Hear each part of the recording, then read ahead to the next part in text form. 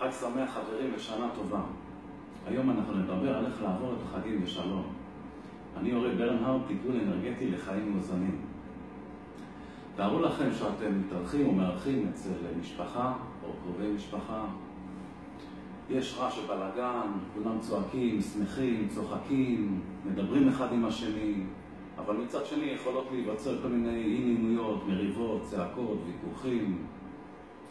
מה שאתם יכולים לעשות במקרה הזה, ללכת לחדר שקט, לקחת דף ועט, ולרשום 3 עד 5 דברים שאתם מודים עליהם, כמו למשל פרנסה טובה, עבודה, זוגיות, בריאות. זה לא דברים שמובנים אליהם. ולמקרים האלה הכנתי בשבילכם מדריך מיוחד, שאתם יכולים להוריד אותו, והקישור נמצא כאן למטה.